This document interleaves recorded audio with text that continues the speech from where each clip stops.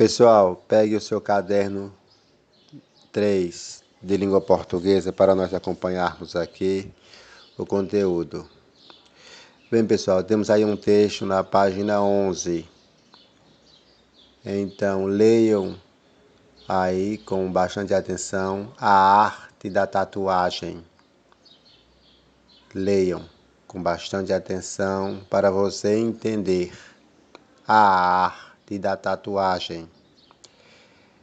Esse aí é um exemplo, esse texto é um exemplo do gênero textual que nós estamos estudando neste capítulo, no capítulo 1 do caderno 3. Este texto é um exemplo bem claro. A arte da tatuagem. Leiam. Deem uma pausa e leiam o texto. Já é o início, ó. O corpo e a forma humana sempre foram motivos de inspirações aos artistas. Aí deem continuidade a este texto da página 11.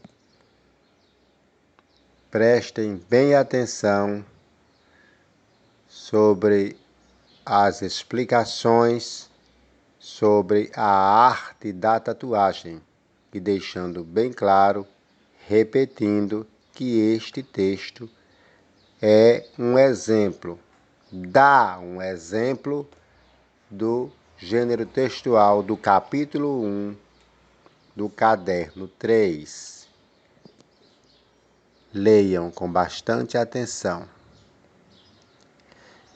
Página 11.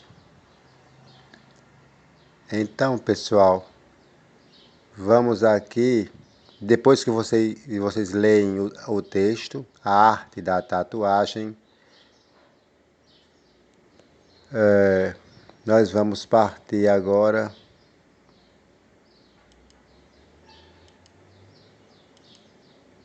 para... Veja aí esse texto aí que tem bem em cima aí, ó, que vocês, antes de vocês lerem a arte da tatuagem, tem o texto, né? Para que vocês leiam a arte da tatuagem, esse exemplo aí tem o texto que explica bem, que dá introdução à arte da tatuagem. Cauê e Pedro encontraram Letícia quando estavam saindo da escola.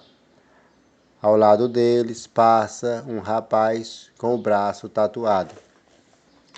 Então, antes de vocês lerem a arte da tatuagem, vocês já devem ter uma ideia com o texto que vocês teriam que ler antes. Ok? Bem, pessoal, aí continuando o conteúdo, a explicação, temos aí, pessoal, na página 16, falando sobre voz passiva. A voz passiva, aqui já é o conteúdo gramatical, pessoal. Esse conteúdo gramatical eu vou explicar em uma outra aula, mas eu vou dar uma pequena introdução.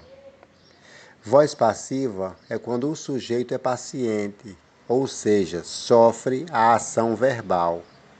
O exemplo: a tatuagem era feita pelos nossos índios.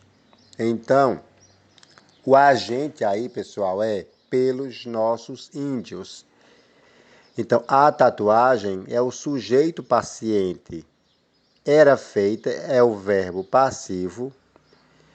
E pelos nossos índios é o agente. Então, a tatuagem era feita pelos nossos índios. Então, aí, esta frase está na voz passiva. A voz passiva se organiza de duas formas. Ela pode ser voz passiva sintética, formada pelo verbo transitivo na terceira pessoa, mais o pronome apassivador se. Exemplo: tatua-se a pele. Tatua-se é o verbo e a pele é o sujeito passivo. B. Voz passiva analítica, formada pelo verbo auxiliar, né, ser ou estar, mais o particípio de um verbo transitivo. Exemplo: a pele é tatuada pelos nossos índios. Sujeito, a pele. Locução verbal: é tatuada a gente pelos nossos índios. Voz reflexiva é quando o sujeito pratica e recebe a ação ao mesmo tempo. Exemplo: ele teve coragem e tatuou-se no braço. O sujeito é ele, o verbo é tatuou e o seu pronome oblíquo, que é o objeto direto. E o no braço é o adjunto adverbial de lugar. Ok? O verbo na voz reflexiva deixa bem claro que ele pratica e sofre a ação ao mesmo tempo. Ok, pessoal?